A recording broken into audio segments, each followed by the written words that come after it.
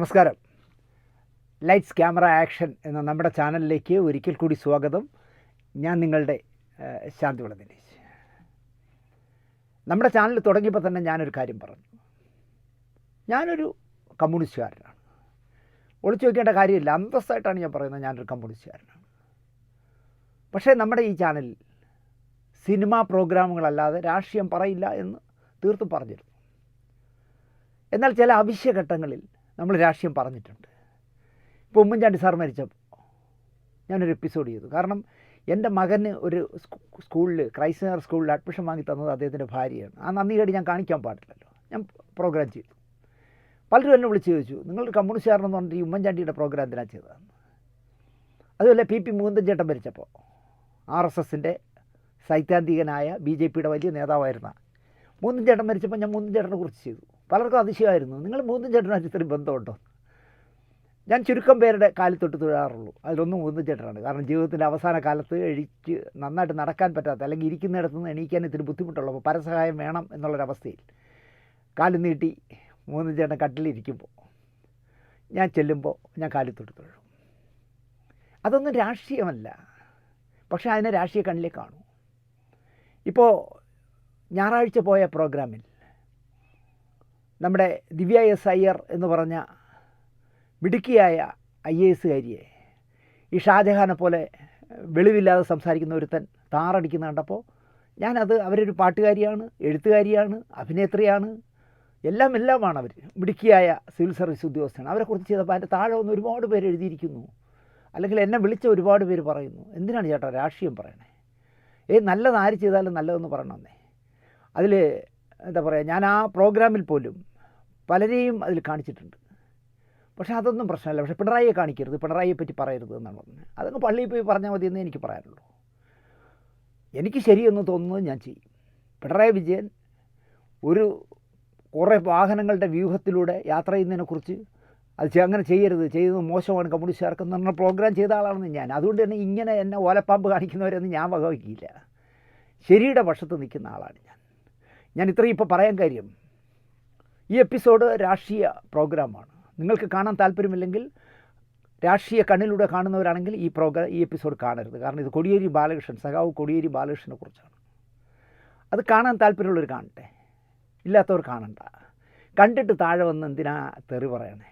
നിങ്ങൾ കാണാതിരിക്കൂ.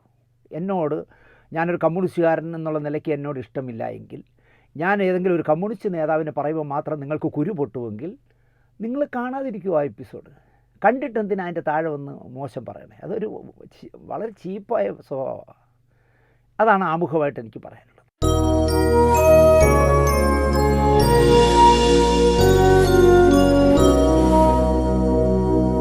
എനിക്ക് ആത്മകഥകൾ വായിക്കുന്നതിനേക്കാൾ, ഇപ്പോൾ മഹാത്മാഗാന്ധിജിയുടെ സത്യാന്വേഷണ പരീക്ഷകളടക്കം ഞാൻ ഒരുപാട് ആത്മകഥകൾ വായിച്ചിട്ടുണ്ട്. EMSൻ്റെ ആത്മകഥ വായിച്ചിട്ടുണ്ട്, ഒരുപാട് പേരുടെ വായിച്ചിട്ടുണ്ട്. ഇപ്പോൾ അൽഫോൺസ് കണ്ണന്താനത്തിൻ്റെ ആത്മകഥ വായിച്ചപ്പോൾ എനിക്ക് ആ മനുഷ്യൻ, 10ാം ക്ലാസ് തോറ്റ മനുഷ്യൻ, ഇന്ത്യയിലെ ഏറ്റവും മിടുക്കനായ IAS കാരനായി വളർന്നതിൻ്റെ കഥ വായിക്കുമ്പോൾ എനിക്ക് ഒരുപാട് ഇഷ്ടമാണ്. ഡോക്ടർ അബ്ദുൽ കലാമിൻ്റെ ആത്മകഥ വായിച്ചിട്ടുണ്ട്. അങ്ങനെ പറയുന്ന ഒരുപാട് പേരുടെ ആത്മകഥ വായിച്ചിട്ടുണ്ട്. പക്ഷേ എനിക്ക് ആത്മകഥകൾ വായിക്കുന്നതിനേക്കാൾ ഇഷ്ടം സ്മരണീയകൾ വായിക്കാനാണ്. അത് നടമുരളിയുടെ ആയാലും ശരി, ആരുടെ ആയാലും സ്മരണീയകൾ വായിക്കുമ്പോൾ ഒരു ഗുണം എന്താണെന്ന് ചോദിച്ചാൽ, ആത്മകഥ അവരവരുടെ കഥയെക്കുറിച്ച് അല്ലെങ്കിൽ കടന്നുപോയ വഴികളെക്കുറിച്ചാണ്. ഇതങ്ങനെയല്ല. സ്മരണീയമാകുമ്പോൾ, ഇപ്പോൾ എന്നെക്കുറിച്ചൊരു സ്മരണീയമാണെങ്കിൽ എന്നെ അനുകൂലിക്കുന്നതും പ്രതികൂലിക്കുന്നതുമായ നിരവധി പേർ അതിൽ എഴുതുമ്പോൾ നമുക്ക് വേറൊരു മാനം കിട്ടും ഈ മനുഷ്യനെക്കുറിച്ച്. അയ്യോ, ഇയാൾ ഇങ്ങനെയൊക്കെ ആയിരുന്നോ എന്ന് തോന്നാം. അതുകൊണ്ട് തന്നെ സ്മരണീയകൾ വായിക്കുന്നത് എനിക്കിഷ്ടമാണ്. കാരണം പൊതുസമൂഹത്തിൽ നമ്മൾ ശ്രദ്ധിക്കുന്ന ഒരാളിൻ്റെ നമുക്കറിയാത്ത മുഖങ്ങൾ, അദ്ദേഹത്തിൻ്റെ മനസ്സിൻ്റെ നന്മകൾ, പ്രവൃത്തികൾ ഒക്കെ വ്യത്യസ്ത തലത്തിലുള്ളവർ എന്താ പറയുക, അനുഭവങ്ങളിലൂടെ എഴുതുന്നത് വായിക്കുമ്പോൾ അതിശയവും കൗതുകവും ആശ്ചര്യവും ഒക്കെ നമുക്ക് തോന്നും. രാജഗോപാൽ, എല്ലാവരും പ്രിയപ്പെട്ട രാജേട്ടൻ, BJPയുടെ വലിയ മുതിർന്ന നേതാവായ രാജഗോപാലിനെ കുറിച്ച് ഒരു സ്മരണീയ ഇറക്കിയിട്ടുണ്ട്. ജന്മഭൂമി ദിനപത്രം എൻ്റെ കയ്യിലുണ്ട്.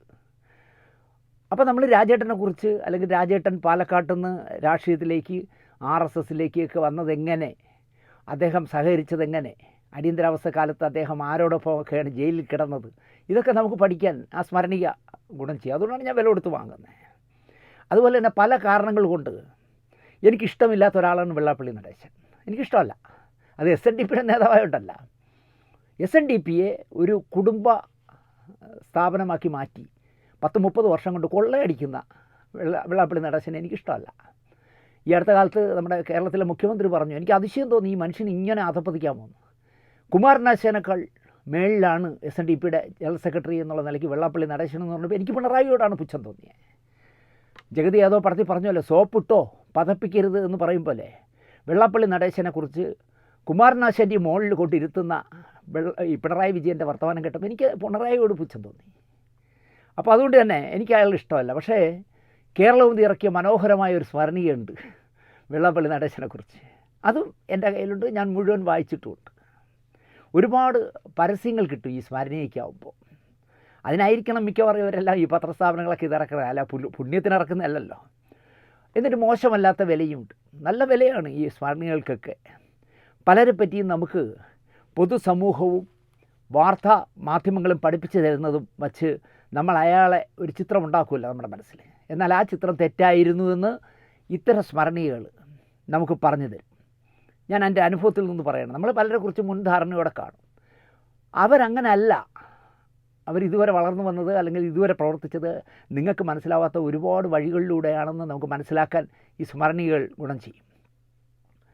എൻ്റെ പാർട്ടിയുടെ CPMൻ്റെ കേരളത്തിലെ സൗമ്യ മുഖമായിരുന്നു സഖാവ് കോടിയേരി ബാലകൃഷ്ണൻ. CPM ജന്മം കൊണ്ട ശേഷം ചിരിച്ചുകൊണ്ട് കാര്യങ്ങളെ സമീപിക്കുന്ന ആദ്യ സെക്രട്ടറി ആയിരുന്നു കോടിയേരി എന്ന് ഞാൻ പറയും. എപ്പോഴും സൗമ്യമായ പുഞ്ചിരിയോടെയല്ലേ അദ്ദേഹത്തെ കാണാൻ പറ്റൂ. എന്നാൽ പ്രതികരിക്കേണ്ടത് കർക്കശമായി തന്നെ പ്രകടിപ്പിക്കാൻ ഒരു മടിയുമില്ലാത്ത സഖാവുമായിരുന്നു കോടിയേരി ബാലകൃഷ്ണൻ. തിരുവനന്തപുരം യൂണിവേഴ്സിറ്റി കോളേജിൽ വിദ്യാർത്ഥികൾ തമ്മിൽ SFIയും KSUവും കൂടി തമ്മിൽ തല്ലി ഒരിക്കൽ. പ്രിൻസിപ്പൽ എന്ത് ചെയ്യുന്നു വെച്ചാൽ പോലീസിനെ വിളിച്ച് കോളേജിനകത്ത് കയറ്റി. ക്യാമ്പസിനകത്ത് പോലീസിനെ കയറ്റാത്തതാണ്. ചിലപ്പോൾ ആ പ്രിൻസിപ്പലിൻ്റെ ഗതികേടുകൊണ്ടായിരിക്കും അദ്ദേഹം പോലീസിനെ വിളിച്ച് കയറ്റി. കൈ കെട്ടിയ പിള്ളേരെയൊക്കെ തലങ്ങും വിലങ്ങും തല്ലി ചതച്ചു പോലീസ്. 3-ാം നിലയിൽ നിന്ന് വരെ പോലീസിൻ്റെ അടി കിട്ടാതിരിക്കാൻ വേണ്ടി പിള്ളേർ താഴേക്ക് ചാടി. ചെറുപ്പമല്ലേ. വിവരം അറിഞ്ഞ് സഖാവ് കോടിയേരി ബാലകൃഷ്ണനും സഖാവ് AK ബാലനും കൂടി യൂണിവേഴ്സിറ്റി കോളേജിലേക്ക് പാഞ്ഞു വന്നു. തല്ലിച്ചതച്ച പിള്ളേരെ കണ്ട് പ്രിൻസിപ്പലിനോട് പോലീസിനെ പുറത്തു പോകാൻ ഓർഡർ ഇടാൻ കോടിയേരി പറഞ്ഞു. അതൊരു 1.5 ഓർഡറായിരുന്നു. ആ പറച്ചിൽ ശരിക്കും പറഞ്ഞാൽ പ്രിൻസിപ്പലിനെ വിരട്ടി. പ്രിൻസിപ്പൽ അപ്പം തന്നെ ഓർഡർ ഇട്ടു, പോലീസുകാരുടെ പുറത്തു പോകാൻ പറഞ്ഞു. രസകരമായ ഒരു കഥ പറയാം. 1978 അതായത് 47 വർഷം മുൻപ് കേരള യൂണിവേഴ്സിറ്റി യൂണിയൻ തെരഞ്ഞെടുപ്പിൽ ആദ്യമായിട്ട് SFI ഭൂരിപക്ഷം നേടി. കോടിയേരിയാണ് അന്ന് SFIയുടെ സംസ്ഥാന ജനറൽ സെക്രട്ടറി. സുരേഷ് കുറുപ്പ്, നമ്മുടെ കോട്ടയത്തെ സൗമ്യമുഖമായ കമ്മ്യൂണിസ്റ്റ് പാർട്ടിയുടെ വേറൊരു സൗമ്യമുഖമായ, ഒരു പരിധിവരെ അദ്ദേഹത്തെ ഒരു ഗ്രൂപ്പിലും ഇല്ലാത്തതുകൊണ്ടായിരിക്കും അദ്ദേഹത്തെ ഒതുക്കിക്കളഞ്ഞു. എനിക്കതിൽ പ്രയാസമുണ്ട്. ശരിക്കും നല്ല മനുഷ്യനല്ലേ സുരേഷ് കുറുപ്പിന്. പിന്നെ MPയും ഒക്കെ ആയല്ലോ അദ്ദേഹം. സുരേഷ് കുറുപ്പാണ് കേരള യൂണിവേഴ്സിറ്റിയിൽ നിന്ന് SFIയുടെ ആദ്യത്തെ ചെയർമാനായി തിരഞ്ഞെടുക്കപ്പെട്ടത്. അപ്പോൾ കോടിയേരിയാണ് കേരളത്തിലെ SFIയുടെ സംസ്ഥാന ജനറൽ സെക്രട്ടറി.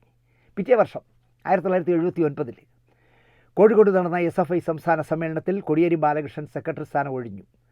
പകരം AK ബാലൻ, നമ്മുടെ ഇലക്ട്രിസിറ്റി ബോർഡ് വകുപ്പ് മന്ത്രി അടക്കം, നിയമവകുപ്പ് മന്ത്രി അടക്കം, അല്ലെങ്കിൽ ഞാൻ 5 വർഷം സാംസ്കാരിക ക്ഷേമനിധി ബോർഡിലുണ്ടായിരുന്നപ്പോൾ സാംസ്കാരിക വകുപ്പിൻ്റെ മന്ത്രിയായിരുന്ന സഖാവ് AK ബാലൻ സംസ്ഥാന സെക്രട്ടറിയായി തിരഞ്ഞെടുക്കപ്പെട്ടു.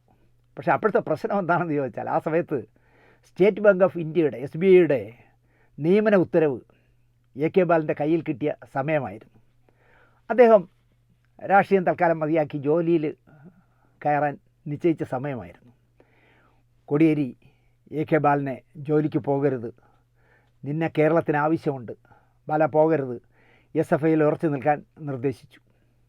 നിങ്ങൾ ആലോചിച്ച് നോക്കിയേ, SBIയുടെ ഏതെങ്കിലും ഒരു ബ്രാഞ്ചിൽ ഇപ്പോൾ പെൻഷനായി ആരും അറിയാതെ വീട്ടിലിരുന്ന് ജീവിതം അവസാനിപ്പിക്കുമായിരുന്ന AK ബാലനെ MLA ആക്കി, MP ആക്കി, മന്ത്രിയാക്കി എന്ന് ഞാൻ പറയണ്ടല്ലോ.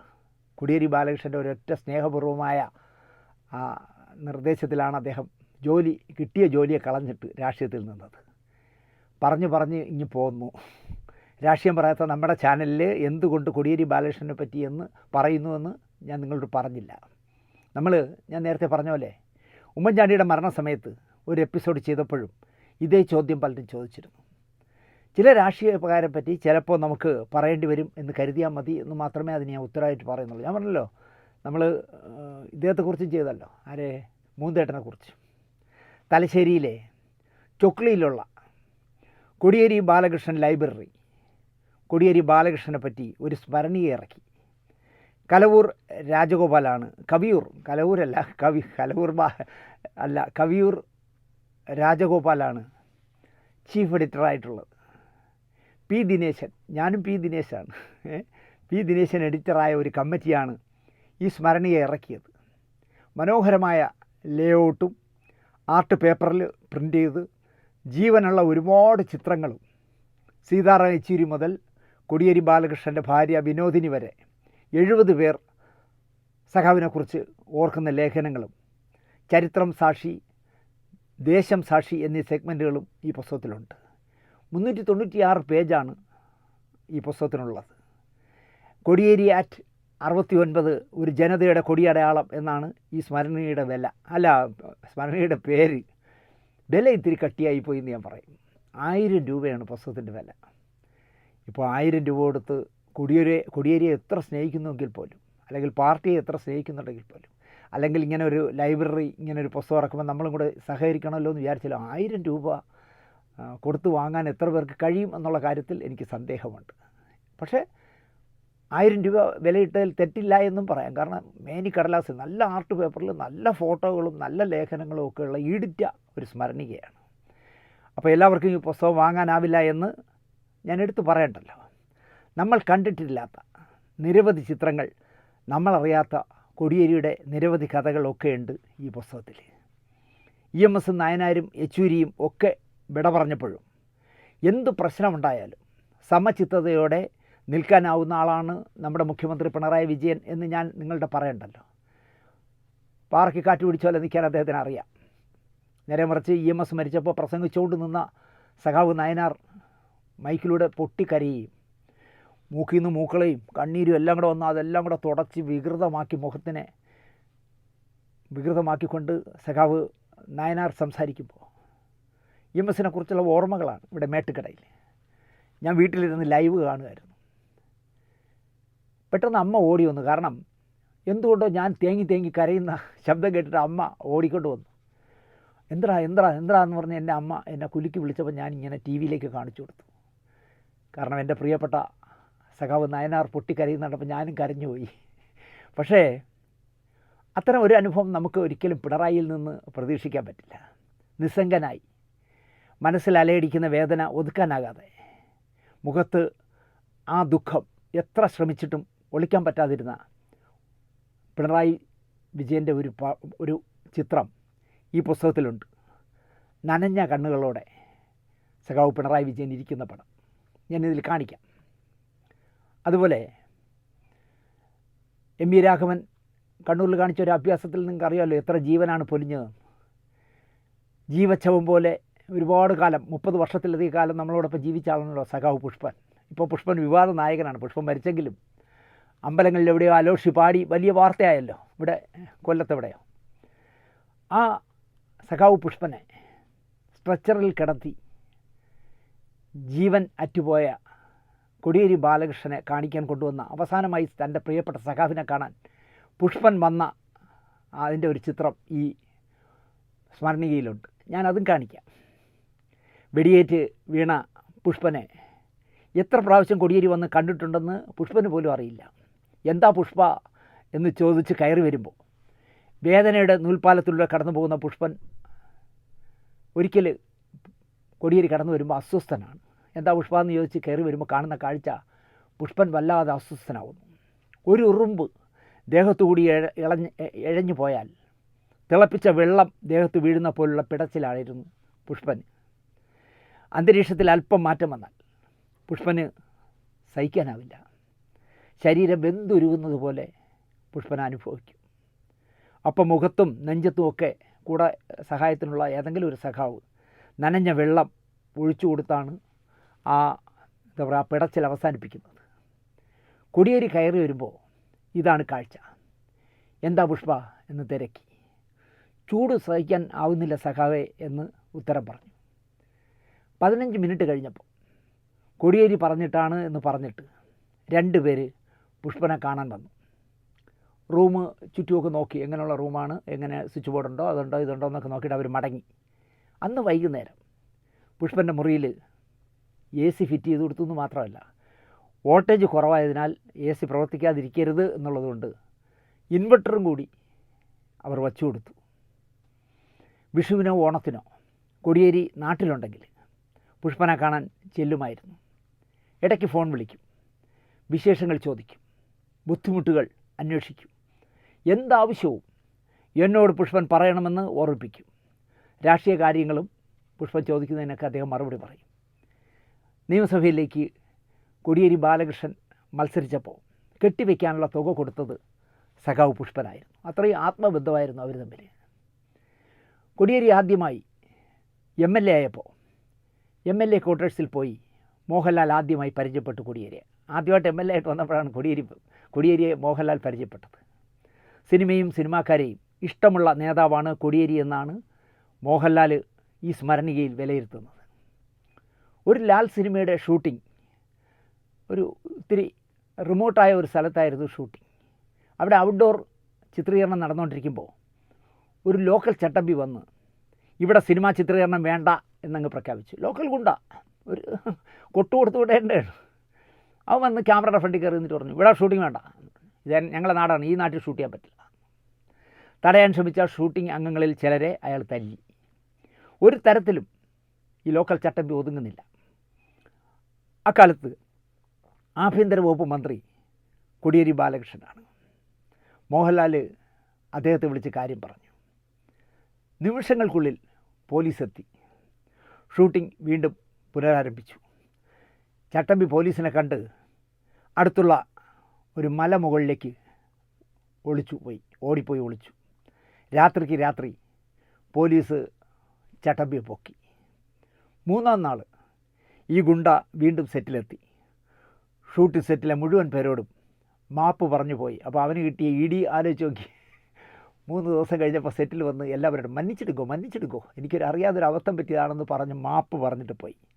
ഈ സംഭവം സഖാവിനോടുള്ള ബഹുമാനം എനിക്ക് വർദ്ധിപ്പിച്ചു എന്നാണ്, അല്ലെങ്കിൽ ഏറി എന്നാണ് മോഹൻലാൽ ഈ സ്മരണിയിൽ പറയുന്നത്. സാംസ്കാരിക ക്ഷേമനിധി ബോർഡിൽ എന്നോടൊപ്പം പ്രവർത്തിക്കാൻ നീ തയ്യാറാണോ എന്ന് കഴിഞ്ഞ പിണറായി സർക്കാരിൻ്റെ ആദ്യത്തെ 1-ാം പിണറായി സർക്കാരിൻ്റെ കാലത്ത് ചെയർമാനായ നടനും സംവിധായകനുമൊക്കെ ആയ പി ശ്രീകുമാർ എന്നോട് തിരക്കി. ഞാൻ സാംസ്കാരിക ക്ഷേമനിധി ബോർഡിൻ്റെ ചെയർമാനാവുകയാണ്, സുരേഷ് കുമാറിൻ്റെ പകരക്കാരനായിട്ട്. ആ 5 വർഷം എന്നോടൊപ്പം ഡയറക്ടർ ബോർഡിൽ നിനക്ക് പ്രവർത്തിക്കാൻ പോകുന്നതാണ് ശ്രീകുമാരേട്ടൻ കേട്ടത്. ഞാൻ പറഞ്ഞു, പിന്നെന്ത്, എനിക്ക് സമ്മതമാണ്. ബോർഡ് ഡയറക്ടർമാരിൽ 10 പേരെ എനിക്ക് ബോധ്യമുള്ളവരെ തരണം എന്ന് പാർട്ടി സെക്രട്ടറിയായ കോടിയേരി ബാലകൃഷ്ണനോട് പി ശ്രീകുമാർ പറഞ്ഞു. അതിനെന്താ, ലിസ്റ്റ് തരൂ എന്നായി കോടിയേരി. അപ്പോൾ കേരളത്തിൽ ഒരു സാംസ്കാരിക ക്ഷേമനിധി ബോർഡിൽ അല്ലെങ്കിൽ സിനിമയുടെ ഏതെങ്കിലും ഒരു സ്ഥാപനത്തിൽ അംഗമാകാൻ അടിയും പിടിയും നടക്കുന്ന കാലമാണ്. എറണാകുളത്ത് മറ്റേ വിഗും പൗഡറൊക്കെ വെച്ചുകൊണ്ടിരിക്കുന്ന മഹാൻ അദ്ദേഹത്തിൻ്റെ ഒരു ശിൽബന്തിയെ ഇതിൽ ഡയറക്ടർ പടി കയറ്റാൻ ഒരു ശ്രമം നടത്തി. 5 വർഷം നടത്തി, CPIയുടെ നോമിനിയായിട്ട്. പി ശ്രീകുമാർ നേരിട്ട് കോടിയേരി ബാലകൃഷ്ണനോടും AK ബാലനോടും പറഞ്ഞു, ഞാൻ വേണമെങ്കിൽ സാംസ്കാരിക ക്ഷേമനിധി ബോർഡ് ചെയർമാൻ സ്ഥാനം രാജിവെക്കാം, പക്ഷേ ഞാൻ ചെയർമാനായിരിക്കുന്ന ഈ ബോർഡിൽ ഈ തല്ലിപ്പൊളിയെ വയ്ക്കാൻ ഞാൻ സമ്മതിക്കില്ല എന്ന്. 5 വർഷവും CPIയുടെ നോമിനി ഇല്ലായിരുന്നു. അത് ഈ വിഗും റോസ് പൗഡറൊക്കെ അടിച്ച് CPIക്കാരനാണെന്ന് പറഞ്ഞ് നടക്കുന്ന അവസരവാദി കളിച്ചതാണ്. പക്ഷെ നടന്നില്ല, ക്ലച്ച് പിടിച്ചില്ല. അങ്ങനെ 10 പേരുടെ ലിസ്റ്റ് പി ശ്രീകുമാർ, അല്ലെങ്കിൽ എൻ്റെ പ്രിയപ്പെട്ട ശ്രീകുമാരേട്ടൻ കോടിയേരി ബാലകൃഷ്ണനെ ഏൽപ്പിച്ചു. ആ 10 പേരിൽ ഒരാൾ ഞാനാണ്. ചർച്ചകൾ പലതും കഴിയുമ്പോൾ 10 പേരെ പറ്റില്ല ശ്രീകുമാറെ, ബുദ്ധിമുട്ടാവും. ഒരുപാട് പേരുടെ എല്ലാ പാർട്ടിയുടെയും ആൾക്കാർക്കൊക്കെ കൊടുക്കണ്ടേ. നമ്മുടെ പാർട്ടിയുടെ തന്നെ ഓരോ ജില്ലയിൽ നിന്ന് ഓരോരുത്തരെടുക്കണമെങ്കിൽ എത്ര പേര് വേണം, അത് ബുദ്ധിമുട്ടാവും. ഒരു 5 പേരുടെ ലിസ്റ്റ് തരൂ എന്നായി കോടിയേരി. മനസ്സോടെ ശ്രീകുമാരേട്ടൻ 5 പേരുടെ ലിസ്റ്റ് കൊടുത്തു. അതിലും ഞാനുണ്ടായിരുന്നു. അപ്പോൾ നമുക്ക് ഈ 5 പേരെ ഫിക്സ് എന്നുള്ള രീതിയിൽ കാര്യങ്ങൾ മുമ്പോട്ട് പോയി. പിന്നെയും ചർച്ചകൾ നടക്കുന്നേ ഉള്ളൂ. ചെയർമാൻ മാത്രമേ എടുത്തിട്ടുള്ളൂ, ബോർഡായിട്ടില്ല. കാര്യത്തോടെ അടുത്തപ്പോൾ 5 എന്നത് 3 ആയി. അതിലും എൻ്റെ പേരുണ്ടായിരുന്നു. ഞാനതൊക്കെ സ്നേഹത്തോടെയാണ് കാണുന്നത്. ശിവകുമാറേ, ഈ 3 പേരിൽ ഒരാൾ ഞങ്ങളുടെ നാട്ടുകാരൻ, അതെനിക്ക് മനസ്സിലായ ആളിനെ എനിക്കറിയാം. മറ്റ് 2 പേരും തലസ്ഥാനവാസികളാണ്, തിരുവനന്തപുരത്തുകാരാണ്. ഇവരെങ്ങനെ എന്ന് ചോദിച്ചു. അപ്പോൾ ശിവകുമാരേട്ടൻ പറഞ്ഞു, ഒരാൾ KSRTCയുടെ കലാ സാംസ്കാരിക രംഗത്തുള്ള ആളാണ്, വക്കീലാണ്, പാർട്ടി അനുഭാവിയാണ്. ഓ, മറ്റേ ആളോ? അയാൾ പാർട്ടിക്കാരനാണ്, മെമ്പർഷിപ്പൊക്കെ ഉള്ള ആളാണ്. മെമ്പർഷിപ്പ് ഇല്ലെങ്കിലും കുഴപ്പമില്ല ശിവകുമാറേ, പാർട്ടി വിരുദ്ധനാകരുത്. ഇതാണ് എന്നെപ്പറ്റി കോടിയേരി പറഞ്ഞത്. അങ്ങനെ എൻ്റെ പേര് അംഗീകരിച്ചു. ഡയറക്ടറായിരുന്ന 5 വർഷക്കാലത്തിനിടയിൽ ഒരിക്കൽ പോലും ഞാൻ പാർട്ടി സെക്രട്ടറിയെയോ സാംസ്കാരിക വകുപ്പ് മന്ത്രി AK ബാലനെയോ കണ്ടിട്ടേയില്ല. ഞാനതിനൊന്നും പോയില്ല. ഒരു നാൾ മലയാളത്തിലെ ഒരു പത്രമുത്തശ്ശിയിൽ ഒരു ഫോട്ടോ വന്നു. എന്തൊരു തെമ്മാടുത്തനമെന്ന് ആലോചിച്ച് നോക്കൂ. കമ്മ്യൂണിസ്റ്റുകാരനായ കോടിയേരി ബാലകൃഷ്ണൻ മൃത്യുഞ്ജയ ഹോമമോ മന്ത്രമോ എന്തോ ജപിച്ച് കെട്ടിയ ഏലസ് കയ്യിൽ കെട്ടിയിരിക്കുന്ന പടവും വാർത്തയുമാണ് വന്നത് ഈ പത്രമുത്തശ്ശിയിൽ. കോടിയേരി ഹാഫ് കൈ ഷർട്ടല്ലേ ഇടുകയുള്ളൂ, പിണറായിയൊക്കെ. അപ്പോൾ കൈ ഉയർത്തിയേക്ക് സംസാരിക്കുമ്പോൾ ഈ കൈക്കകത്തുകൂടി നമുക്ക് കാണാൻ പറ്റുമല്ലോ, ഉള്ളിലേക്ക് കഷ്ണം വരെ കാണാൻ പറ്റുമല്ലോ വേണമെങ്കിൽ. ആ കൈയുടെ ഉള്ളിൽ കയറി ഫോട്ടോ എടുത്തവനെ സമ്മതിക്കണം എന്ന് ഞാൻ പറയും. നിരീശ്വരവാദി എന്നറിയപ്പെടുന്ന കോടിയേരി ഏലസ് ജപിച്ച് കെട്ടിയിരിക്കുകയാണ് കയ്യിൽ. അതിൻ്റെ ഫോട്ടോ അടക്കമാണ് ഈ പത്രമുത്തശ്ശി കൊടുത്തത്. പക്ഷേ അതിന് പിന്നെ അവർ തിരുത്തുപോലും കൊടുത്തില്ല. ആ മര്യാദയൊന്നും അവർ കാണിക്കില്ലല്ലോ. ആ ഫോട്ടോ കണ്ടപ്പോൾ അത്തരം ഏലസ് പതിവായി കെട്ടാറുള്ള എനിക്ക് കാര്യം പിടികിട്ടി. അതെന്താണ് ഏലസ് എന്ന് എനിക്ക് പിടികിട്ടി. ഈ ഷുഗറിൻ്റെ പ്രമേഹ രോഗികളിൽ ഒരാളായിരുന്നല്ലോ കോടിയേരി. ഷുഗർ ലെവൽ അറിയാനായിട്ട് കൈയുടെ വിരലിൽ തലമുടിയുടെ അത്ര വലിപ്പമുള്ള ഇതിട്ടിങ്ങനെ ഒരു സൂചി ഇട്ടിങ്ങനെ കുത്തിയിട്ട് ഒരു തുള്ളി രക്തമെടുത്ത് ഒരു സെൻസറിൽ വെച്ച് നമ്മൾ നോക്കണം എത്ര ഷുഗർ ഇന്ന് ലെവൽ എത്രയാണെന്ന് നോക്കണമല്ലോ. അപ്പോൾ അത് ഡോക്ടറെ വിളിച്ച് പറഞ്ഞാൽ ഇൻസുലിൻ കൂട്ടണമെന്നോ കുറയ്ക്കണമെന്നോ ഒക്കെ നിർദ്ദേശം തരും. പ്രശസ്ത സാഹിത്യകാരൻ, നമ്മുടെ ഓടയിൽ നിന്നടക്കം എഴുതിയ, റൗഡി അടക്കം ഒരുപാട് പുസ്തകങ്ങൾ എഴുതിയ P. കേശവദേവിൻ്റെ മകൻ ഡോക്ടർ ജ്യോതിദേവ് കേശവദേവാണ് തിരുവനന്തപുരത്ത് പ്രശസ്തമായ ഒരു പ്രമേഹ രോഗനിർണയ ആശുപത്രി നടത്തുന്നത് മുടവ് മോളിൽ. മോഹൻലാൽ അടക്കം, മോഹൻലാലിൻ്റെ വീടിൻ്റെ നേരെ എതിർവശത്താണ് കേശവദേവിൻ്റെ വീട്. അപ്പോൾ മോഹൻലാൽ അടക്കം ഈ ആശുപത്രിയിൽ, ഹൈടെക് ആശുപത്രിയാണ്, ഈ ആശുപത്രിയിലെ ഡയറക്ടർ ബോർഡിൽ ഉള്ള ആളാണ്. കോടിയേരിയും കൊടിക്കുന്നിൽ സുരേഷും ഒക്കെ, അല്ലെങ്കിൽ ഡോക്ടർ MK മുനീറും ഒക്കെ, നമ്മളെ നടി മല്ലിക അടക്കം ഇവിടുത്തെ ട്രീറ്റ്മെൻറ്റുകാരാണ്. മല്ലികയുടെ ശുപാർശയിലാണ്. എൻ്റെ സീരിയൽ നടന്നുകൊണ്ടിരിക്കുമ്പോഴാണ് ഞാൻ അമിതമായി വെള്ളം കുടിക്കുന്നു എന്ന് കണ്ടപ്പോൾ മല്ലിക പറഞ്ഞു, സാറിന് ഷുഗർ തുടങ്ങിയോ എന്നൊരു സംശയമുണ്ട്. അപ്പോൾ എനിക്കും സംശയം ഉണ്ടായിരുന്നു. കാരണം എൻ്റെ അച്ഛന് ഷുഗർ വന്ന ശേഷമാണ് എനിക്ക് ജന്മം നൽകിയത്. സാറൊന്ന് ആരെങ്കിലും കാണിക്കണമെന്ന് ഞാൻ കാണിക്കാമെന്ന് ഞാനങ്ങ് വിട്ടു. പക്ഷേ ഒരു ദിവസം അവർ കർക്കശമായി പറഞ്ഞിട്ട് ജ്യോതിദേവിൻ്റെ വീട്ടിൽ വിളിച്ച്, അന്ന് ആശുപത്രിയില്ല, വീട്ടിലാണ് ആശുപത്രി, അവിടെ വിളിച്ച് ടൈം ബുക്ക് ചെയ്ത് തരികയും ഞാൻ സിന്ധു കൂടെ പോയി പരിശോധിക്കുകയും ചെയ്തപ്പോൾ എനിക്ക് ഷുഗറുണ്ട്. അങ്ങനെ അവിടുത്തെ ട്രീറ്റ്മെൻറ്റുകാരനാണ് ഞാനും. തലമുടിയുടെ വലിപ്പമുള്ള നീഡിൽ കൊണ്ട് കുത്തി ചോര ഒരു തുള്ളി എടുക്കാൻ പേടിയുള്ള ആളാണ് ഞാൻ. എനിക്കെന്തോ സഹിക്കാൻ പറ്റില്ല, തന്നെത്താനെ കുത്താൻ പറ്റില്ല, അല്ലെങ്കിൽ ഇൻസുലിന് തന്നെത്താനെ കുത്താൻ പറ്റില്ല, അത്രയും പേടിയാണ് എനിക്ക്. ചെറിയ കുട്ടികൾ പോലും ഈസിയായി കുത്തിയെടുത്ത് പരിശോധിക്കുന്ന നാട്ടിലാണ് ഈ തലമുടിയുടെ വലിപ്പം പോലും ഇല്ലാത്ത നീഡിൽ വെച്ച് കുത്താൻ എനിക്ക് പേടിയുള്ളത്.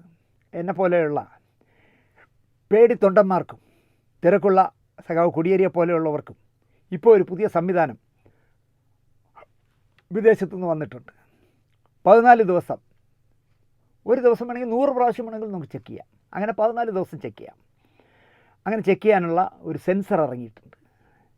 ചെറിയ റിമോട്ടിലൂടെ ആ സെൻസർ, ഇവിടെ സെൻസർ ഒട്ടിച്ചു കഴിഞ്ഞാൽ നമ്മൾ റിമോട്ട് വെച്ച് ഇങ്ങനെ ആക്കിയാൽ മതി. അപ്പോൾ ഷുഗർ ലെവൽ എത്രയാണെന്ന് അറിയാൻ പറ്റും. 100, 200, 400 എന്നൊക്കെ ഇതിലെഴുതി കാണിക്കും. അത് ഒരു ദിവസം വേണമെങ്കിൽ നമുക്ക് 100 പ്രാവശ്യം നോക്കാം. അപ്പോൾ ആഹാരം കഴിച്ചു കഴിഞ്ഞാൽ, ആഹാരം കഴിക്കാതിരിക്കുകയാണെങ്കിൽ നമുക്ക് എപ്പോൾ ഒക്കെ തോന്നണമോ അപ്പോൾ ഈ റിമോട്ട് എടുത്ത് ഇങ്ങനെ ആക്കിയാൽ മതി. കൈയുടെ ഉടുപ്പിൻ്റെ പുറത്ത് ഇങ്ങനെ ആക്കിയാൽ മതി. അപ്പോൾ അതിൽ അടിച്ചു വരും എത്രയാണെന്ന്. അതുപോലെ തന്നെ ഇന്ന് ഒരു 100 പ്രാവശ്യം നോക്കിയിട്ട് നാളെ രാവിലെ നമ്മളതെടുത്ത് ഇന്നലത്തെ ഒരു ദിവസത്തെ ഇതിൻ്റെ ആവറേജ് എത്രയാണെന്ന് നോക്കാനുള്ള സംവിധാനം അടക്കം അതിലുണ്ട്. ഇത്തിരി കാശ് കൂടുതലാണ് അതിന്, പക്ഷേ ഞാനും അത് വാങ്ങി ഉപയോഗിക്കുന്ന ആളാണ്. അപ്പോൾ 14 ദിവസം കഴിയുമ്പോൾ ഈ ഒട്ടിച്ചിരിക്കുന്ന സെൻസറിനെ ഇളക്കി മാറ്റും. എന്നിട്ട് നമ്മൾ ഈ റിമോട്ടിനെ കൊണ്ടുവന്ന് അവിടെ കൊടുക്കണം ആശുപത്രിയിൽ. അവർ ആശുപത്രിയിൽ നിന്ന് ആ റിമോട്ടിൽ ഉള്ള റിസൾട്ടുകൾ മൊത്തം എടുത്ത് പരിശോധിച്ചിട്ട് നമുക്ക് എവിടെയൊക്കെയാണ് ഷുഗർ കുറഞ്ഞത്, എവിടെയൊക്കെയാണ് ഷുഗർ കൂടിയത്, ഷുഗർ ലെവൽ എത്ര, എല്ലാം നോക്കി നമുക്ക് ട്രീറ്റ്മെൻറ്റിൻ്റെ ഇൻസുലിൻ ഉപയോഗിക്കുന്നതിൻ്റെ രീതി മാറ്റിത്തരും. ഒരു ആധുനിക രീതിയിലാണ് അവിടെ ജ്യോതിദേവിൻ്റെ അവിടെ ഇത്തരം കാര്യങ്ങൾ നടക്കുന്നത്. അപ്പോൾ ഞാൻ നേരത്തെ പറഞ്ഞല്ലോ, മോശമല്ലാത്ത തുകയാണ് ഇതിന് കൊടുക്കേണ്ടത്. പക്ഷേ ഓരോ തവണയും ചോര കുത്തി എടുക്കണ്ടല്ലോ. ഈ സെൻസർ കോടിയേരി കയ്യിലൊട്ടിച്ചിരുന്നു. പ്രസംഗിക്കുമ്പോൾ കൈ ഇങ്ങനെ ഉയർത്തിയപ്പോൾ ഈ ഉടുപ്പിൻ്റെ അകത്തൂടെ കാണാമല്ലോ. ഈ സെൻസർ പത്രമുത്തശ്ശിയുടെ ഫോട്ടോഗ്രാഫർ കണ്ടു. പറശ്ശിനി മുത്തുപ്പൻ്റെ അല്ലെങ്കിൽ അതുപോലുള്ള ആരുടെയോ, കാനാടി മഠം ചാത്തൻ്റെയോ ആരുടെയോ ഏലസായിരിക്കുമെന്ന് ഫോട്ടോഗ്രാഫർ ഉറപ്പിച്ചു. ഹാഫ് കൈ ഉടുപ്പിൻ്റെ ഉള്ളിൽ കയറി ഈ ബോറൻ ഫോട്ടോ എടുത്തു. പത്രമുത്തശ്ശി അതിനെ ആഘോഷമാക്കി മാറ്റി. ഈ ഫോട്ടോ ഇട്ടിട്ട് കോടിയേരി ബാലകൃഷ്ണൻ നിരീശ്വരവാദി എന്ന് നമ്മളുടെയൊക്കെ പറയുകയും അദ്ദേഹം കയ്യിൽ മൃത്യുഞ്ജയ ഹോമം നടത്തി മറ്റേ അതിൻ്റെ ഏലസ് കെട്ടിയിരിക്കുന്നത് പറഞ്ഞ് വലിയ വാർത്തയാക്കി ആഘോഷമാക്കി മാറ്റി. പക്ഷേ കോടിയേരി അതൊരു കാര്യമായിട്ടെടുത്തില്ല. പക്ഷേ ഡോക്ടർ ജ്യോതിദേവിന് അത് വലിയ സങ്കടം ഉണ്ടാക്കി. ജ്യോതിദേവ് എന്നോട് അത് പങ്കുവച്ചു ആ വിഷമം. ഞാനാണ് സെൻസർ നിർബന്ധിച്ച് വയ്പ്പിച്ചത്, അത് ഏലസാണെന്ന് പറഞ്ഞ് ഇങ്ങനെ വാർത്തയാവുമെന്ന് കരുതിയില്ല എന്നൊക്കെ പറഞ്ഞ് അദ്ദേഹം എന്നോട് സംസാരിച്ചു. അപ്പോൾ പക്ഷേ ഡോക്ടർ നിർബന്ധിച്ചപ്പോൾ വച്ചു. ഫോട്ടോഗ്രാഫർ അത് ഫോട്ടോ എടുത്തു. പത്രമുത്തശ്ശി അതിനെ വലിയ വാർത്തയാക്കി. പക്ഷേ കോടിയേരി അത് വാർത്തയായിട്ട് ശ്രദ്ധിച്ചതേയില്ല. അത് ഏലസാക്കി വാർത്തയാക്കും മുമ്പ് വാർത്തയാക്കുമെന്ന് ഡോക്ടറും കരുതിയില്ല. പോട്ടെ, എനിക്ക് തോന്നുന്നത് ഈ ചിത്രവും വാർത്തയും വന്ന ശേഷം കോടിയേരി സെൻസർ പിന്നെ വച്ചിട്ടേ ഇല്ല എന്നാണ് എനിക്ക് തോന്നുന്നത്. ഞാൻ ജ്യോതിദേവിനോട് ചോദിച്ചില്ല. എനിക്ക് തോന്നുന്നത് പിന്നെ അത് ചെയ്തിട്ടില്ല എന്നാണ് എനിക്ക് തോന്നുന്നത്. മലയാളിയായ നമ്മുടെ വലിയ ബിസിനസ്മാൻ യൂസഫ് അലി ബായി എന്ന് ഞാൻ സ്നേഹത്തോടെ വിളിക്കുന്ന അദ്ദേഹം ഈ സ്മരണികയിൽ കോടിയേരി സഖാവിനെ അനുസ്മരിക്കുന്നത് ആഭ്യന്തര മന്ത്രിയായിരുന്നപ്പോൾ, VSൻ്റെ മുഖ്യമന്ത്രി കാലത്ത് ആഭ്യന്തര മന്ത്രിയായിരുന്നപ്പോൾ ആദ്യമായി അബുദാബിയിലെ പോലീസ് ആസ്ഥാനം അദ്ദേഹം സന്ദർശിച്ചു. രാജകുടുംബ അംഗങ്ങളുമായും ഗവൺമെൻറ് ഉദ്യോഗസ്ഥരുമായും ഒക്കെ അദ്ദേഹം സംസാരിച്ചു. ഒരു മന്ത്രിയുടെ എളിമയോടെയുള്ള പെരുമാറ്റം രാജകുടുംബ അംഗങ്ങളെ അത്ഭുതപ്പെടുത്തി. മറ്റൊരിക്കൽ UAEയിൽ വന്നപ്പോൾ ദുബായ് കിസൈസിലുള്ള മിനി മാളും ഹൈപ്പർ മാർക്കറ്റും കോടിയേരി സന്ദർശിച്ചു, ലുലുവിൻ്റെ. നമ്മുടെ നാട്ടിൽ ഇതിലും വലിയ രീതിയിലുള്ള ഒരു മാൾ യൂസഫ് അലി തുടങ്ങണമെന്ന് അദ്ദേഹം നിർദ്ദേശിച്ചു. അതെൻ്റെ ഒരു ആഗ്രഹമാണെന്ന് കോടിയേരി യൂസഫ് അലി ബായിയോട് പറഞ്ഞു. കേരളം നമ്മുടെ സംസ്ഥാനമല്ലേ, എന്തായാലും തുടങ്ങാമെന്ന് യൂസഫ് അലി ബായിയും വാക്കുകൊടുത്തു. കോടിയേരിയുടെ ആഗ്രഹം കേട്ട ശേഷമാണ് നമുക്കൊരു മാൾ കേരളത്തിൽ തുടങ്ങണം എന്ന ചിന്ത ഉദിച്ചതും എറണാകുളം ഇടപ്പള്ളിയിൽ ലുലു മാൾ തുടങ്ങുന്നതിനുള്ള ഗൗരവതരമായ ആലോചനകൾ തുടങ്ങിയതെന്നും ഈ സ്മരണികയിൽ യൂസഫ് അലി ബായി പറയുന്നു. കാണുമ്പോഴൊക്കെ ഇടപ്പള്ളിയിലെ ലുലു മാളിനെ പറ്റി കോടിയേരി സഖാവ് തിരക്കുമായിരുന്നു. എങ്ങനെയുണ്ട് ബിസിനസ്, ഇനി എവിടെ തുടങ്ങുന്നു എന്നൊക്കെ പറഞ്ഞ് എപ്പോഴും കാണുമ്പോഴും ഈ മാളുകളെക്കുറിച്ച് സംസാരിക്കുമായിരുന്നു എന്നാണ് അദ്ദേഹം പറയുന്നത്. ഞാൻ മുമ്പ് പറഞ്ഞതാണ്. പക്ഷേ നമ്മളൊരു വിഷയത്തെക്കുറിച്ച് സംസാരിക്കുമ്പോൾ വീണ്ടും വീണ്ടും പറയേണ്ടി വന്നാൽ ഉടനെ ഇതിൻ്റെ താഴെ ഒന്ന് എഴുതും, ഇത് നിങ്ങൾ മുമ്പ് പറഞ്ഞില്ലേ, ആവർത്തന വിരസത. എന്ത് ചെയ്യാനൊക്കെ ഒന്ന് ആലോചിച്ചോക്ക്. ഞാൻ മുമ്പ് പറഞ്ഞതാണ്, വീണ്ടും പറയുകയാണ്. ഞാൻ ചെയ്ത ചില്ലുവിളക്ക് എന്ന സീരിയലിൻ്റെ കാര്യമാണ്. പല നായികമാരെയും നോക്കി, അവസാനം ലെനയിലെത്തി. നായകന്മാർ തൃശ്ശൂരുകാരനായ രാജീവും എറണാകുളത്തുകാരനായ ഷാജിനുമായിരുന്നു. ഷാജിനെ നിങ്ങൾക്കറിയാമായിരിക്കും. അനിയത്തി പ്രാവിൽ നമ്മുടെ എന്താ പറയുക, ബേബി ശാലിനിയുടെ അല്ലെങ്കിൽ ശാലിനിയുടെ എല്ലാത്തിലുള്ള ജ്യേഷ്ഠനായിട്ട് അഭിനയിച്ച ഷാജിൻ. ഒരു ചാനലിൻ്റെയും അപ്രൂവൽ വാങ്ങാതെ KR മീരയുടെ നോവലിൻ്റെ റൈറ്റ് വാങ്ങി 5 എപ്പിസോഡ് ഞാൻ ചിത്രീകരിച്ചു. എന്നിട്ട് അതിൻ്റെ CD കൊണ്ടുവന്ന് സൂര്യയ്ക്കും ഏഷ്യാനെറ്റിനും ഒക്കെ കൊടുത്തു. അക്കാലത്ത് സൂര്യ TVക്കായി സിനിമകൾ വാങ്ങുന്ന ഒരു ഏജൻസി നടത്തുകയായിരുന്നു നമ്മുടെ ഇപ്പോൾ തുടരും എന്ന് പറഞ്ഞ പടത്തിലൂടെ ശതകോടീശ്വരനായി വളരുന്ന രഞ്ജിത്ത്. അപ്പോൾ രഞ്ജിത്ത് ക്ലമൻറ്റ് സാറിനോട്, സൂര്യ TVയിൽ ക്ലമൻറ്റ് എന്ന് പറഞ്ഞ അദ്ദേഹമാണല്ലോ എല്ലാമായ ആളിനാൾ, അദ്ദേഹത്തോട് ചില്ലുവിളക്കിനെ പറ്റി പറഞ്ഞു. അദ്ദേഹം ചില്ലുവിളക്കിൻ്റെ ഈ 5 എപ്പിസോഡ് കണ്ടു. ഒരു ചൊവ്വാഴ്ച രഞ്ജിത്ത് ചെന്നൈയിൽ നിന്നും എന്നെ വിളിച്ചു. നാളെ രാവിലെ 11 മണിക്ക് മദ്രാസിലെ സൺ ടി വിയുടെ ഓഫീസിൽ എത്താൻ പറ്റുമോ ദിനേശേ എന്നിട്ട്. ഞാൻ പറഞ്ഞു എത്താം. അപ്പോൾ പ്രൊഡ്യൂസറേയും കൂടെ കൂട്ടിക്കൊള്ളു. വയനാട്ടുകാരനാണ് നിർമ്മാതാവ്. എന്നെ വലിപ്പിച്ചിട്ട് പോയ, ആ സീരിയലിൽ പങ്കെടുത്ത വിശ്വസിച്ച് എല്ലാവരെയും പറ്റിച്ചിട്ട് പോയ ഒരു പൗലോസ് എന്ന് പറഞ്ഞ ഒരു മാനന്തവാടിക്കാരനാണ് നിർമ്മാതാവ്. ഞാൻ അയാളെ വിളിച്ച് കാര്യം പറഞ്ഞു. അയാൾ വെളുപ്പിനെ എത്തി. കൃത്യം 11-ന് സൺ ടി വിയുടെ ഓഫീസിൽ ഞങ്ങളെത്തി. രഞ്ജിത്ത് അവിടെ കാത്തിരിക്കുകയായിരുന്നു. അപ്പോൾ രഞ്ജിത്തും ഞങ്ങൾ രണ്ടുപേരും ക്ലമൻ സാറുമായിട്ട് സംസാരിച്ചു. ക്ലമൻ സാർ ചോദിച്ചു, ദിനേശേ, പൈലറ്റ് എനിക്കിഷ്ടമായി. ഈ നിലവാരം സീരിയൽ സംപ്രേഷണം ചെയ്യുകയാണെങ്കിൽ തുടർന്നും ഉണ്ടാകുമെന്ന് എനിക്ക് രഞ്ജിത്ത് വാക്ക് തന്നിട്ടുണ്ട്. ഞങ്ങൾ ഈ വരുന്ന വെള്ളിയാഴ്ച, ബുധനാഴ്ചയാണ് കാണുന്നത്, വെള്ളിയാഴ്ച ഒരു സീരിയൽ അവസാനിപ്പിക്കുകയാണ്. തിങ്കളാഴ്ച നിങ്ങളുടെ ഈ ചില്ല് വിളക്ക് തുടങ്ങാമോ എന്നായി ക്ലമൻ സാർ. ശരിക്കും പറഞ്ഞാൽ ഞാൻ ഞെട്ടിപ്പോയി. കാരണം ആകെ 5 എപ്പിസോഡല്ലേ ഉള്ളൂ. തിരക്കഥ എഴുതണം, അഭിനേതാക്കളുടെ ഡേറ്റ് വാങ്ങണം, ഷൂട്ട് ചെയ്യണം, എഡിറ്റ് ചെയ്യണം, മൊത്തം പ്രശ്നമാണല്ലോ. ഞാൻ മറുപടി പറയാതിരിക്കുന്നത് കണ്ട് ക്ലമൻ സാർ പറഞ്ഞു, പറ്റില്ല എങ്കിൽ ഞങ്ങൾ മറ്റൊരു സീരിയലിന് ഈ സ്ലോട്ട് കൊടുക്കും. അപ്പോൾ എന്ത് പറ്റുന്നുണ്ട്, ദിനേശ് ഒരു 3-4 മാസം, ചിലപ്പോൾ 5-6 മാസം ദിനേശ് കാത്തിരിക്കേണ്ടി വരും അടുത്ത സ്ലോട്ട് ഒഴിയാൻ. അപ്പോൾ ഞാനൊരു അരമണിക്കൂർ സമയം ചോദിച്ചു ക്ലമൻ സാറിനോട്. പുറത്തിറങ്ങി തിരക്കഥാകൃത്തിനെയും പ്രൊഡക്ഷൻ കൺട്രോളറെയും ഒക്കെ വിളിച്ചു. അപ്പോൾ പ്രൊഡക്ഷൻ കൺട്രോളർ എന്ന് പറയുന്നത് ദിലീപിൻ്റെ സിനിമകളുടെ ഇപ്പോൾ സ്ഥിരം എക്സിക്യൂട്ടീവ് കൺട്രോളറായ റോഷൻ ചിറ്റൂരാണ്. കൈ കൊടുക്കുക ചേട്ടാ, നമുക്ക് ചെയ്യാം, നമ്മൾ ചെയ്യുന്നു എന്ന് തിരക്കഥാകൃത്തും പ്രൊഡക്ഷൻ എക്സിക്യൂട്ടീവ് എനിക്ക് വാക്ക് തന്നു. എഗ്രിമെൻ്റ് വെച്ചു. 5 എപ്പിസോഡിൻ്റെ അഡ്വാൻസ് അപ്പം തന്നെ തന്നു. വൈകുന്നേരത്തെ ഫ്ലൈറ്റിൽ ഞാനും നിർമ്മാതാവും തിരിച്ച് തിരുവനന്തപുരത്തെത്തി. ക്യാമറയും സ്റ്റുഡിയോയും ഒക്കെ എൻ്റെ നേതൃത്വത്തിൽ അക്കാലത്തുണ്ട്. ദിവ്യ മീഡിയ വിഷൻ. 3-ാം നാൾ ഷൂട്ടിംഗ് തുടങ്ങി.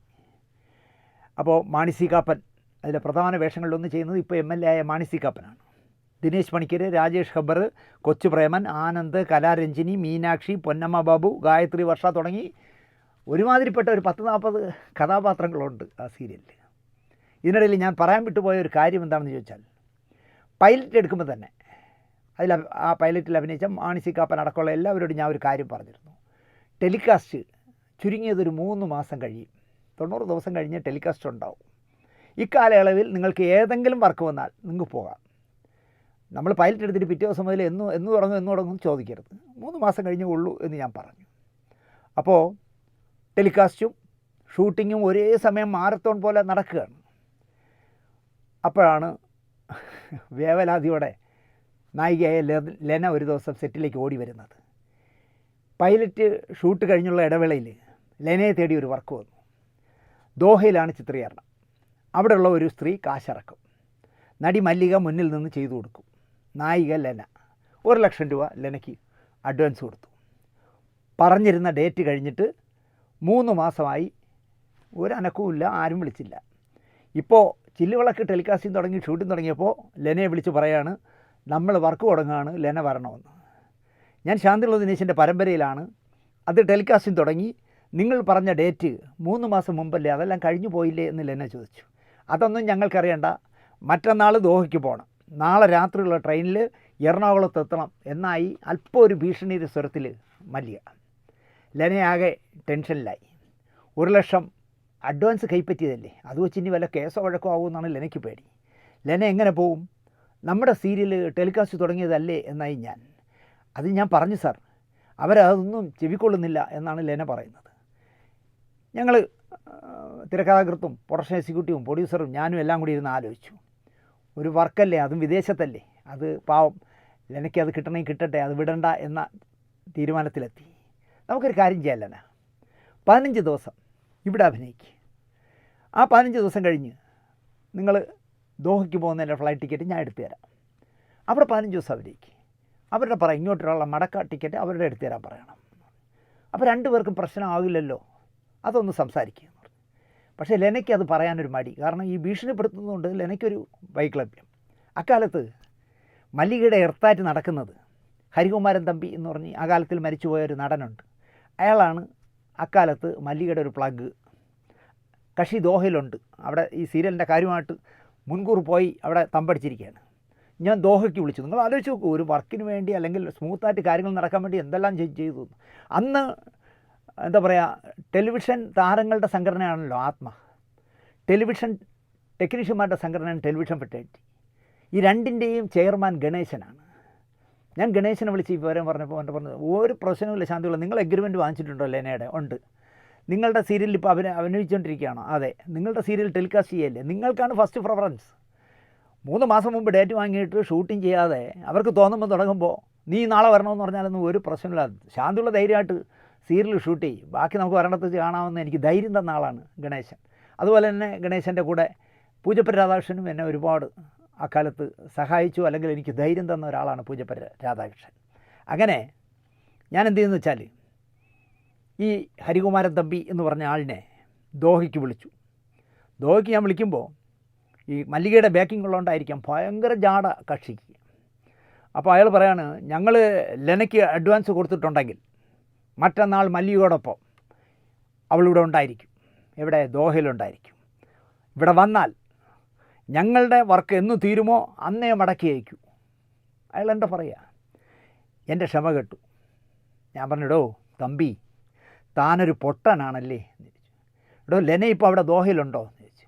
ഇല്ല, മറ്റന്നാൾ വരുമല്ലോ. ഞാൻ പറഞ്ഞു, ഇവിടെ നിന്ന് വരും, എൻ്റെ സെറ്റിൽ നിന്നല്ലേ വരാൻ. എൻ്റെ സെറ്റിൽ നിന്ന് ഞാൻ വിട്ടില്ലെങ്കിൽ താൻ എന്ത് ചെയ്യും? ഒന്നുമില്ലെങ്കിൽ അവിടെ വിളിച്ചു വരുത്തി ഇതെല്ലാം ചെയ്തു തരാമെന്ന് പറഞ്ഞാൽ അവിടെ വിളിച്ചു വരുത്തിയിട്ട് അല്ലേ ഇങ്ങനത്തെ ഡയലോഗ് അടിക്കേ. ഇതിപ്പോൾ ഞാൻ ലെന ഈ എൻ്റെ ലൊക്കേഷനിൽ ഞാൻ പുറത്ത് വിടില്ലല്ലോ എന്നായി. അപ്പോൾ അയാൾ ആനയും പൂനെയും എന്നൊക്കെ പറഞ്ഞ് എന്തൊക്കെ പറഞ്ഞു. ഞാൻ ഫോൺ കട്ട് ചെയ്തിട്ട് ഞാൻ എൻ്റെ വഴിക്ക് പോയി. ഞാൻ ലെനയെ വിടില്ല, ചെയ്യാനുള്ളത് താനും മല്ലിയും കൂടെ ചെയ്തോ എന്ന് പറഞ്ഞിട്ട് ഞാൻ ഫോൺ കട്ട് ചെയ്തു.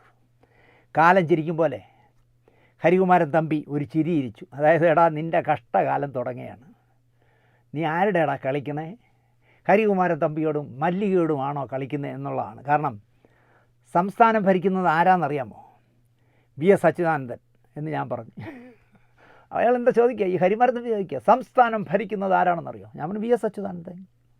ആഭ്യന്തരമന്ത്രി ആരാ? ഞാൻ പറഞ്ഞു കോടിയേരി. മല്ലികയ്ക്ക് കോടിയേരിയോടും ബിനീഷിനോടും വിനോദിനിയോടും ഉള്ള ഗ്രിപ്പ് ദിനേശ് ഒന്ന് അന്വേഷിച്ച് നോക്ക്. നിങ്ങൾ ആലോചിച്ച് നോക്കൂ, ഒരു ഭരണത്തിലിരിക്കുന്ന ഒരു മന്ത്രിയെ എങ്ങനെയൊക്കെ മിസ്യൂസ് ചെയ്ത ആളുകൾ സംസാരിക്കുന്നു നോക്കൂ. അദ്ദേഹത്തിനോട് മാത്രമല്ല, അദ്ദേഹത്തിൻ്റെ മകൻ ബിനീഷ് കോടിയേരിയോടും അദ്ദേഹത്തിൻ്റെ ഭാര്യ വിനോദിനിയോടും ഒക്കെ മല്ലികയ്ക്കുള്ള ഒരു ഗ്രിപ്പ് ഞാൻ ഒന്ന് അന്വേഷിക്കാനാണ് അയാൾ പറഞ്ഞത്. പോടോ എന്ന് പറഞ്ഞിട്ടാണ് ഞാൻ ഫോൺ കട്ട് ചെയ്തത്. ഞാൻ വീണ്ടും ഷൂട്ടിങ്ങിലേക്ക് പോയി. എന്നെ വിശ്വാസമാണെങ്കിൽ ലെന ഈ വിഷയം ചിന്തിക്കേണ്ട, ഞാൻ കൈകാര്യം ചെയ്യും എന്ന് ഞാൻ ലെനയോട് പറഞ്ഞു. അപ്പോൾ ലെന പറഞ്ഞു, എനിക്ക് സമ്മതം, എനിക്ക് സാറിന് വിശ്വാസമാണെന്ന് പറഞ്ഞു. അപ്പോൾ പിറ്റേ ദിവസം രാവിലെ വിജയ മുഖത്തല എന്ന് പറഞ്ഞ പ്രൊഡക്ഷൻ എക്സിക്യൂട്ടീവ്, പാവം, ഞാനിപ്പോഴും അയാളെ പാവമെന്നേ പറയുള്ളൂ. അയാൾ രാവിലെ സെറ്റിൽ വന്നു. അന്ന് രാത്രി 8:30 പോകുന്ന കണ്ണൂരിലേക്ക് പോകുന്ന ട്രെയിനിൽ ലെനയ്ക്ക് പോകാനുള്ള ടിക്കറ്റ്, ലെനയ്ക്കും ലെനയുടെ അസിസ്റ്റൻറ്റ് പെൺകുട്ടിക്കും എറണാകുളത്തേക്ക് പോകാനുള്ള ടിക്കറ്റുമായിട്ടാണ് വിജയ മുഖത്തല വന്നിരിക്കുന്നത്. രാത്രി 8:30ക്കാണ് ട്രെയിൻ. ഞാൻ വിജയനോട് കാര്യങ്ങളെല്ലാം തുറന്നു പറഞ്ഞു. ലെനയെ ഇനി ഞാൻ പറഞ്ഞ പോലെ 15 ദിവസത്തേക്ക് വിടണമെങ്കിൽ ഹരികുമാരൻ തമ്പിയല്ല, മല്ലിക, സാക്ഷാൽ മല്ലിക ഈ സെറ്റിൽ വന്ന് മുദ്രപത്രത്തിൽ എഴുതി തരാതെ ഞാൻ വിടില്ല. എനിക്ക് ടെലിവിഷൻ പറ്റേണ്ടിയും ആത്മയുടെയും പിന്തുണയുണ്ട്, അതുകൊണ്ട് തന്നെ വിജയ നടക്കില്ല എന്ന് ഞാൻ പറഞ്ഞു. വിജയനാകെ വെട്ടിലായി. ചർച്ചയോട് ചർച്ച മല്ലികയും വിജയനുമായിട്ട്. അതിനിടയ്ക്ക് വിജയനോട്, നിങ്ങൾ വിജയ മുഖത്തല എവിടെയെങ്കിലും വെച്ച് കാണുമ്പോൾ ഈ പ്രോഗ്രാം കാണുന്നവർ ചോദിച്ചു നോക്കൂ. മുഖത്തല വിജയനോട് മല്ലിക പറഞ്ഞു, നീ ഇപ്പം ദിനേശൻ്റെ ഏജൻ്റ് ആയല്ലേ എന്ന് ചോദിച്ചു. അവൻ പറഞ്ഞ, ഞാൻ പറഞ്ഞതാണോ അവൻ അങ്ങോട്ട് പറഞ്ഞത്? ചേച്ചി ഇവിടുന്ന് വിടില്ല, ചേച്ചി വിടില്ല, അല്ലെങ്കിൽ അങ്ങേര് വിടില്ല. അങ്ങേര് പറയുന്നത് ഹരികുമാരൻ തമ്പി വളരെ ബോറായി പെരുമാറി, ചേച്ചി ലെനയെ ഒരുപാട് ഭീഷണിപ്പെടുത്തി, അതുകൊണ്ട് വിടില്ല, ചേച്ചി സെറ്റിൽ വന്ന് മുദ്രപത്രത്തിൽ എഴുതി കൊടുത്താലേ വിടുകയുള്ളൂ എന്നാണ് പറയണമെന്ന് പറഞ്ഞപ്പോൾ പറയാണ്, ആ അത് ശരി വിജയ, എൻ്റെ ശമ്പളവും വാങ്ങിച്ച് എൻ്റെ കൂടെ നിന്നിട്ട് ദിനേശിന് വേണ്ടി ഏജൻ്റായി അല്ലേ എന്നൊക്കെ പറഞ്ഞു വിജയനെ അവർ ലെഫ്റ്റ് റൈറ്റ് അടിച്ചു. വിജയൻ വന്ന് എന്നോട് വളരെ സങ്കടത്തോടെ പറഞ്ഞു, സാറേ എന്നെ പറ്റി ഇങ്ങനെ പറയുന്നു. രാത്രി 8:30 ട്രെയിൻ കരിക്കാൻ വഴി പോകുമ്പോഴും ചർച്ച എങ്ങും എത്തിയില്ല. ഞാൻ അപ്പോൾ എന്നോട് പറഞ്ഞു, നോക്ക് നീ പോകണം, ട്രെയിൻ അതാ പോകണമെന്ന്. അപ്പോൾ ടിക്കറ്റ് വെച്ചോണ്ട് നിൽക്കുകയല്ല എന്നാ. വിജയൻ എൻ്റെ ഏജൻ്റാണെന്ന് പറഞ്ഞതിൻ്റെ പേരിൽ വിജയൻ എന്നോട് ഒന്ന് വിവരം പറഞ്ഞിട്ട് വിജയനും അവിടുന്ന് പോയി. കാരണം മല്ലിക ഭയങ്കരമായിട്ട് വിരട്ടുമല്ലോ, അങ്ങനെ വിരട്ടി. അവസാനം മല്ലിക ഫോണിലൂടെ എന്നോട് സംസാരിക്കാൻ എത്തി. അതുവരെ എന്നോട് സംസാരിക്കാൻ വന്നിട്ടില്ല. 3 വർഷക്കാലം ചേച്ചി ചേച്ചി ചേച്ചി എന്ന് വിളിച്ച് എൻ്റെ വലയം എന്ന് പറഞ്ഞ സീരിയലിൽ നായിക വേഷം ചെയ്തവരാണ്. പക്ഷേ അവരെന്നോട് സംസാരിക്കില്ല. അവർ വിജയ മുഖത്തലോട് സംസാരിക്കും, ഹരികുമാരൻ തമ്പിയോട് സംസാരിക്കും, ലെനയോട് സംസാരിക്കും. അവസാനം രാത്രിയായപ്പോൾ അവരെന്നോട് സംസാരിക്കാനായിട്ട് ഫോണിൽ വന്നു. ഞാൻ എൻ്റെ നിലപാടിൽ ഉറച്ചു നിന്നു. അവസാന തുറുപ്പ് ചീട്ട് മല്ലിക ഇറക്കി. ദിനേശൻ സാറേ, കോടിയേരി ബാലകൃഷ്ണൻ കേരളത്തിൻ്റെ ആഭ്യന്തര മന്ത്രിയാണെങ്കിലേ നാളെ വെളുപ്പിന് എന്നോടൊപ്പം ലെന എറണാകുളത്ത് നിന്നും ദോഹയ്ക്ക് പറന്നിരിക്കും. ഇതാണ് അവസാനം അവർ ഇറക്കിയ ഒരു തുറുപ്പ് ചീട്ട് എന്നോട്. പിന്നെ ആഭ്യന്തരമന്ത്രിക്ക് നിങ്ങളുടെ സീരിയലിൻ്റെ മാനേജറുടെ ജോലിയല്ലേ എന്ന് ഞാൻ തിരിച്ചു ചോദിച്ചു. കാരണം കോടിയേരി ബാലകൃഷ്ണനാണ് അവരുടെ പ്രൊഡക്ഷൻ മാനേജർ എന്ന് തോന്നുന്നു അവർ പറഞ്ഞു കേട്ടാൽ. ഞാൻ ഫോണും കട്ട് ചെയ്തു. ഷൂട്ടിങ് അന്ന് രാത്രിയോടെ ഞങ്ങൾ ഷെഡ്യൂളാക്കി. പങ്കജ് ഹോട്ടലിലാണ് ലെന താമസിച്ചിരുന്നത്. ആ താമസിക്കുന്ന ഹോട്ടലിൽ ലെനയെ ഇന്ന് രാത്രി താമസിപ്പിക്കേണ്ട തീരുമാനിച്ചു. കാരണം എന്തൊക്കെ പറഞ്ഞാലും ഇവർക്ക് ഏത് അടുക്കളയിലും കയറി ഇറങ്ങാൻ മിടുക്കുള്ള സ്ത്രീയാണ്. ഇവർ പാര പണിഞ്ഞാലോ അവസാനം കോടിയേരി ഇത് കഥയൊന്നും അറിയാതെ 2 പോലീസുകാരെ വിട്ടിട്ട് ലെനയുടെ റൂമിൽ ചെന്ന് നിങ്ങൾ ആ 1 ലക്ഷം രൂപ അഡ്വാൻസ് വാങ്ങിച്ചതല്ലേ, നാളെ രാവിലെ 5:30 പോകുന്ന ഫ്ലൈറ്റിൽ നിങ്ങൾ ദുബൈക്ക് പോകണം, അത് ശരിയല്ല എന്ന് പറഞ്ഞ് വരട്ടിയാലോ. അതുകൊണ്ട് എന്തെന്നറിയോ, പങ്കജ് താമസിപ്പിക്കാതെ ഞങ്ങളുടെ ഗസ്റ്റ് ഹൗസിൽ കൊണ്ടുവന്ന് ലെനയെ താമസിപ്പിച്ചു. നേരം വെളുത്തപ്പോൾ ആദ്യത്തെ ഫ്ലൈറ്റിൽ ബാംഗ്ലൂരിലേക്ക് ലെന പറന്നു. അവിടെ തീർന്നു മല്ലികയുടെ ഭീഷണി. ഞാനിത് പറയാൻ കാര്യം മുൻപ് പറഞ്ഞ കഥയാണ്, 2 3 എപ്പിസോഡിൽ പറഞ്ഞ കഥയാണ്. പക്ഷേ ഞാൻ പറഞ്ഞത് സഖാവ് കോടിയേരി ബാലകൃഷ്ണൻ്റെ പേര് കൂടി ബന്ധപ്പെട്ടതുകൊണ്ടാണ് ഈ സ്ലോട്ടിൽ ഞാനിത് പറഞ്ഞത്. കാരണം നമ്മളൊരു കഥ പറയുമ്പോൾ, ഇപ്പോൾ കോടിയേരിയെ പറ്റി പറയുമ്പോൾ ഇത് പറയണമല്ലോ. കോടിയേരിയുടെ പേര് പറഞ്ഞ് എന്നെ ഭീഷണിപ്പെടുത്തിയത്, അങ്ങനെയുള്ള നിരവധി അനുഭവങ്ങൾ. ഇതെല്ലാം എൻ്റെ പേഴ്സണൽ അനുഭവങ്ങളേ ഉള്ളൂ. ഇതിൽ മോഹൻലാലും യൂസഫ് അലി ബായും സംസാരിച്ചത് മാത്രമേ ഉള്ളൂ പുറത്തുനിന്നുള്ള. കഴിയുമെങ്കിൽ നിങ്ങളുടെ വീടിനടുത്തുള്ള ഗ്രന്ഥശാലക്കാരെ കൊണ്ട് കോടിയേരി ആറ്റ് 69 എന്നുള്ള ഈ സ്മരണീയ 1000 രൂപയാണ് വില. ഇനി ഗ്രന്ഥശാലകൾക്ക് റോയൽറ്റി വല്ലതും കുറച്ച് കൊടുക്കുമെന്ന് എനിക്കറിയില്ല. എന്തായാലും നിങ്ങളുടെ വീടിനടുത്തുള്ള ഗ്രന്ഥശാലകളെ കൊണ്ടെങ്കിലും ഈ ഈടുറ്റ പുസ്തകം വാങ്ങണം എന്ന് ഞാൻ പറയും. അത് രാഷ്ട്രീയം കൊണ്ട് പറയുകയല്ല, ഒരു കപട രാഷ്ട്രീയക്കാരനല്ലാത്ത പച്ചയായ ഒരു മനുഷ്യൻ, അമ്മ വളർത്തിയ ഒരു മകൻ എന്ന് പറയാം. ആ കാലത്തിൽ അച്ഛൻ മരിച്ചു പോയ ഒരാളാണ്. അമ്മ വളർത്തിയ ഒരു മകൻ കേരളത്തിലെ ഒരു വലിയ രാഷ്ട്രീയ നേതാവായി വളർന്നതിൻ്റെ കഥ വായിക്കാൻ നല്ല രസമുള്ള പുസ്തകമാണ്. കോടിയേരി സഖാവിനെക്കുറിച്ചുള്ള ആ സ്മരണീയ നിങ്ങൾ വാങ്ങണം. അപ്പോൾ ഈ പുസ്തകത്തിനെക്കുറിച്ച് അതിൻ്റെ താഴെ എഴുതിയിട്ടുണ്ട്, ഇതിൽ കോപ്പിറൈറ്റ് ഉള്ളതാണ്, ഇതിൽ ഒന്നും എടുത്ത് ചുരണ്ടരുതെന്ന്. എന്നിട്ടും ഞാനിത് ചെയ്യുന്നു. കാരണം എനിക്ക് കോടിയേരിയോടുള്ള ബഹുമാനം കൊണ്ട്, സ്നേഹം കൊണ്ട്. ഇത്രയും നേരം ഞാൻ സംസാരിച്ച കഥ നിങ്ങൾക്ക് ഇഷ്ടപ്പെട്ടിരിക്കുമെന്ന് വിശ്വസിച്ചുകൊണ്ട്, ഇതിൽ 1% പോലും ഞാൻ രാഷ്ട്രീയമല്ല പറഞ്ഞത് എന്ന് നിങ്ങൾ വിശ്വസിക്കും, എന്നെ സ്നേഹിക്കുന്നവർ വിശ്വസിക്കും എന്ന് ചിന്തിച്ചുകൊണ്ട് നിർത്തുന്നു. നന്ദി, നമസ്കാരം.